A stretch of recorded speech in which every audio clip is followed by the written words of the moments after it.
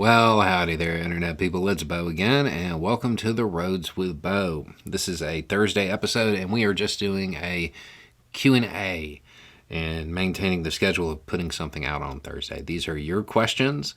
I haven't seen them yet, so I will give you the best answer I can with absolutely no preparation, something that always makes me a little nervous, to be honest. Okay, so getting started.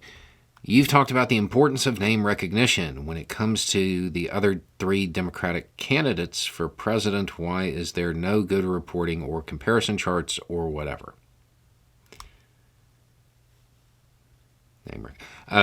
So is the media intentionally not reporting on them to avoid giving them name recognition? No, there's a tradition generally that the incumbent president gets to run for re-election. It's really that simple. I don't think there's any kind of great conspiracy. It's just how it's been done. So the media isn't leaning into it. You didn't have a lot of media looking for people to primary Trump or Obama or any other former president who was running for re-election. It's just not something that commonly happens.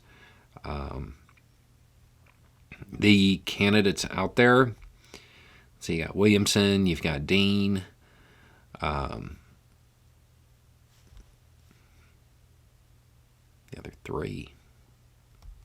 I'm not sure who the other one is. They get their message out as best they can, but realistically, they are there to push a message, not necessarily win, and I think most of them know that. They're there more to shape the conversation. Okay. How do you think Biden will respond to Kissinger's death?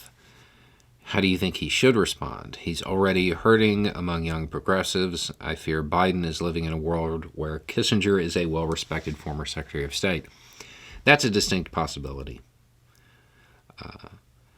How do I think he'll respond?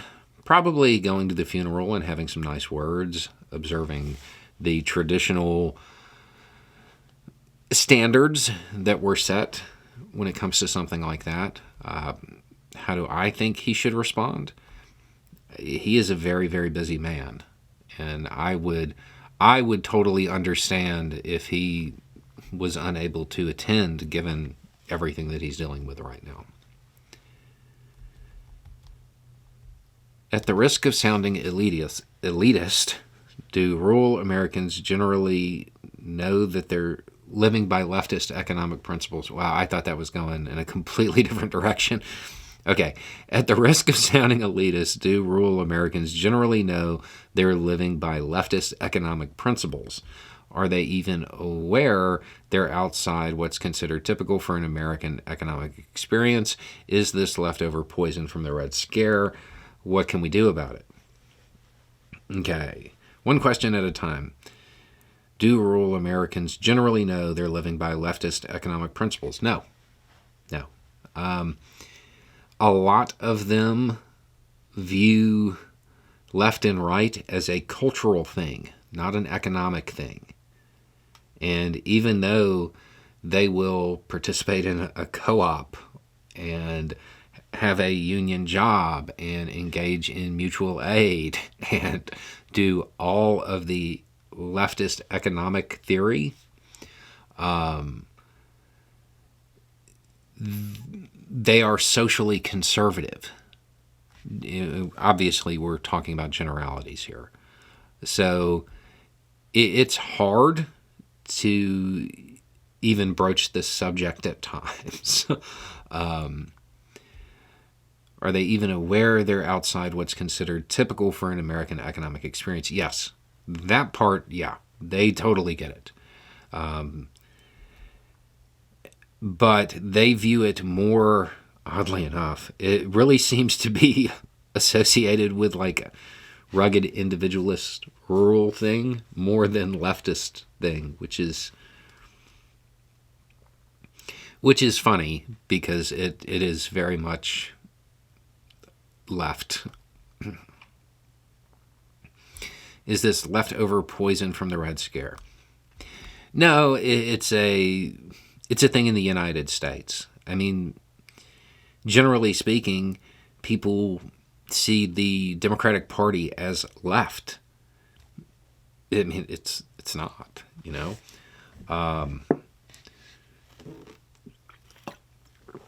What can we do about it?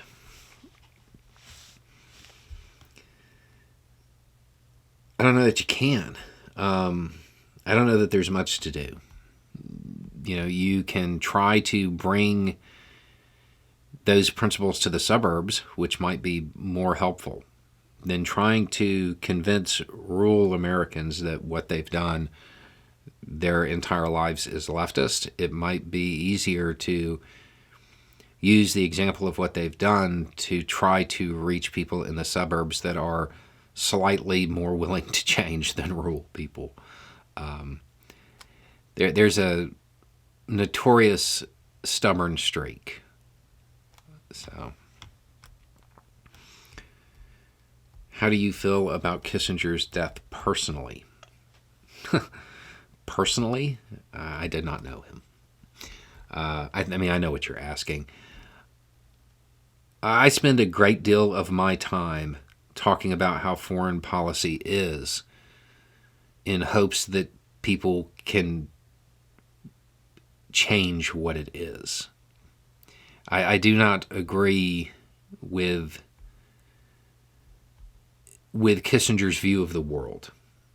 I am not a fan, and I will leave it at that. These were too funny not to include together. You're such a posing woke. I can't say that on YouTube. You're as white as can be. Why do you have a black elf? Okay, so first, she's Latina. Okay? Second, there's actually a video about this. We have a Latina elf because my wife met somebody just like you when she was buying one. And the person pulled her over to where the white elves were and said, "Oh, you want these?" And my wife didn't like that. The funny thing is, had she not encountered a bigot at that moment, we would probably have a white elf because that was the one that was, closest. But she was walking around, and I guess it bothered the person. And yeah, so I find that funny. Yeah, she's Latina, not black, just to be clear. What's the elf's name? Libertad.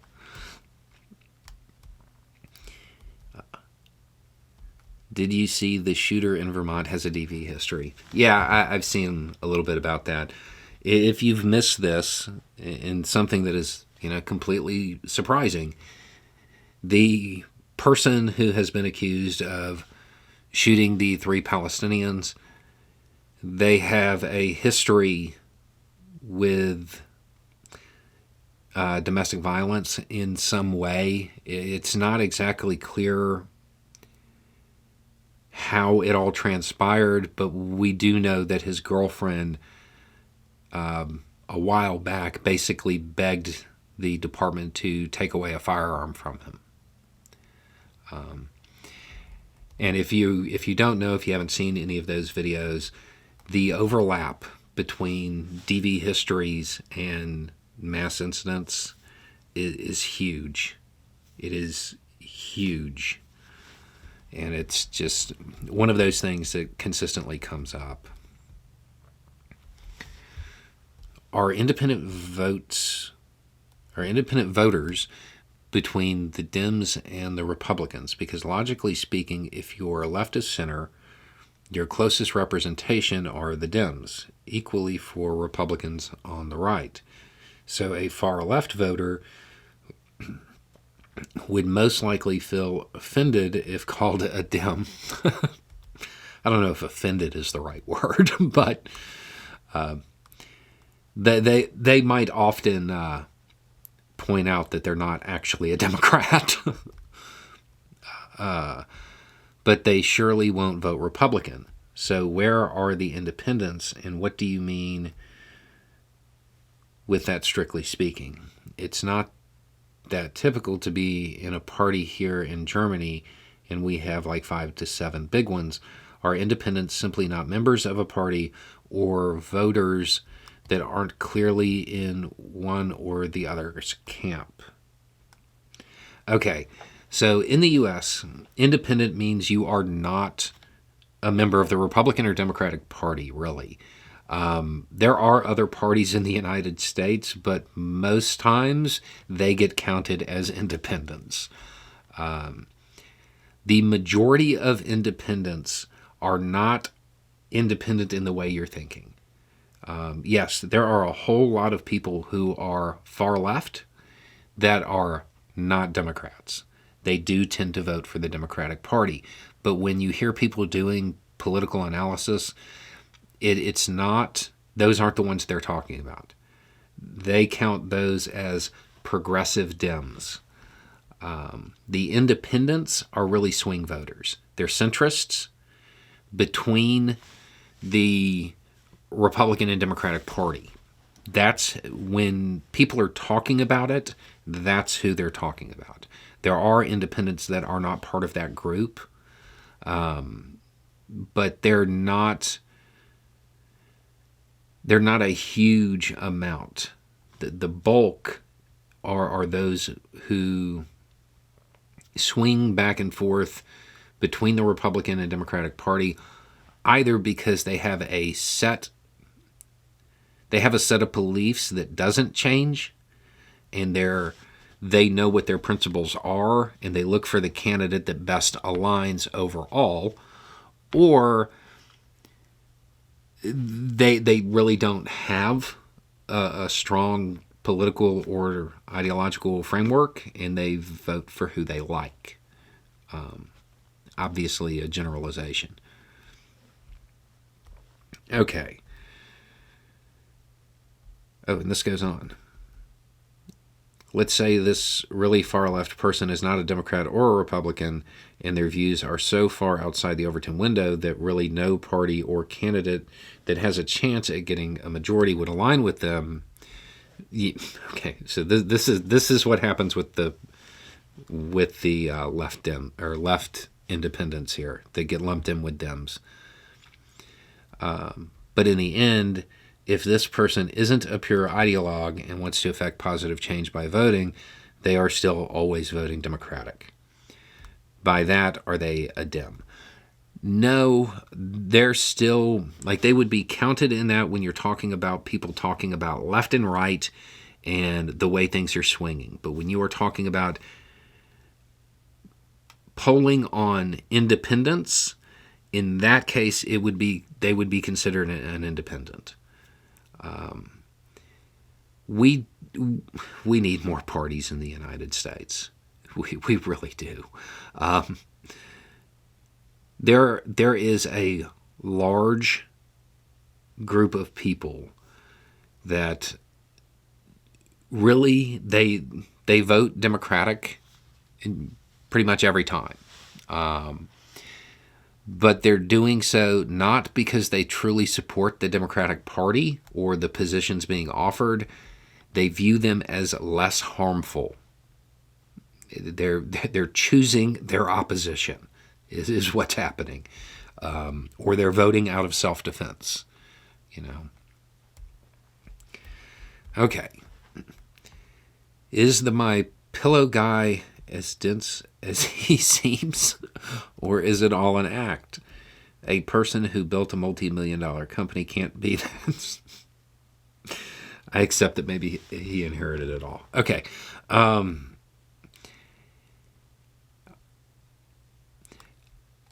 Based on what I've seen, I feel that he is probably intelligent, but there may be another issue, and that would be one of those things that to me falls outside of what I would cover. I don't. I feel like there might be another issue that needs to be addressed with him, but I don't think that he is dense. Would you consider grooming your beard for those of us who appreciate a well-groomed beard? Maybe for the roads not taken. What, like on video? Yeah, I don't know what this means. I'm going to be honest. Other than I do know that my beard has been extra messy lately.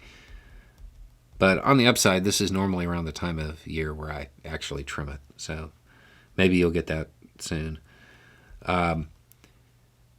Yeah, I don't think I'm going to do beard care routines, if that's what this is asking for. Or it could just be, yeah, I don't know. Okay, moving on.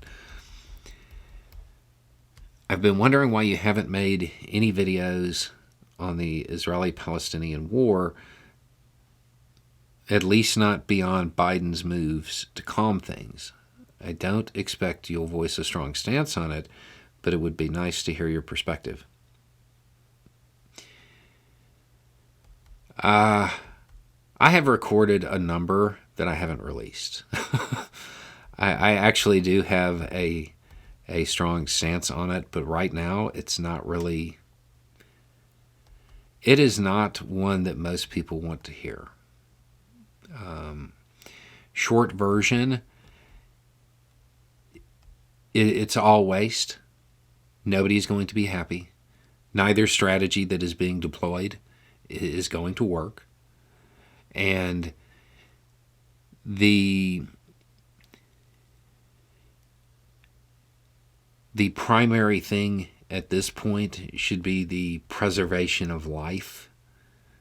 And I think that that's what's important, more so than anything else. There are a lot of talking points that are used to support one side or the other that are not things that can happen. And because that's the goal they're trying to achieve, it's all for nothing. Short version.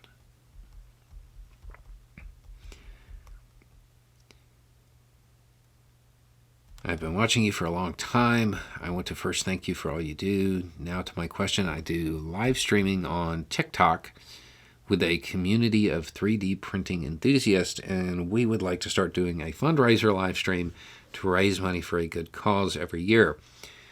We have several causes that we are thinking about raising money for, but we have no idea how to get started. I was wondering if you could suggest a good fundraising platform to use.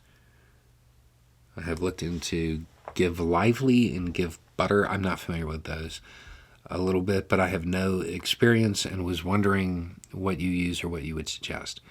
Any help would be greatly appreciated. In my experience, it is best to use the live streaming feature that allows people to donate. And I know the immediate reaction from people is, well, the platform takes a cut. If you're doing this and you're monetized, you have ad revenue. When trying to direct people off of the live stream, you lose some of them. You're not going to make as much. I don't know if TikTok has the ability like YouTube does. But when you're trying to direct people off platform, you're creating one more step. If it's something simple that they can do from their phone in the app that they're already in or whatever, it's easier. If it was me, I would recommend using whatever mechanism the platform you're on has, and if they take a cut, make it up out of your ad revenue, or explain that even with them taking a cut, I would be willing to bet more money would actually get to the cause. Like if you don't have enough to make up the ad revenue or make up what they take, because it's one of those things where you can sit there and live stream and raise $10,000 relatively quickly. But if you were to try to direct people off site to somewhere else, you might only make 2, 3. So even if the platform takes 30% and you can't make it up, you're still talking about 7,000 instead of 4,000. Now, obviously, this is me assuming that you were talking about like a one-shot deal for the live stream. If it's going to be a campaign where you're constantly directing people there, maybe it works. I've never tried it that way. I'm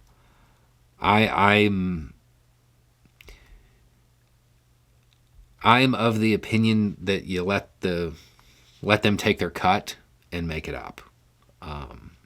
It just seems to go smoother, and it seems to encourage more people to get involved. Like when you see it during the live stream, the money coming in, it helps people, know, hey, look, they're going to make their goal, and it encourages people to give. If you're going to do a fundraiser, I have a video on this channel that is lengthy, that goes through some steps. And we've done them every year except for the last one, because that would, if you missed it, there was a technical error that sent the live stream live before we were ready. But what is outlined in there, we have done year after year after year, and it works. I think it's like the Roads to Fundraising for Your Community Network or something like that. I would watch that and make sure you apply those principles if you're going to do some kind of campaign. I don't know. Maybe people in the comments will know a little bit more about these sites, but generally you want people to see it happening rather than going somewhere else. At least that's my opinion on it. Okay, and that looks like it. That looks like all of the questions. So okay, well,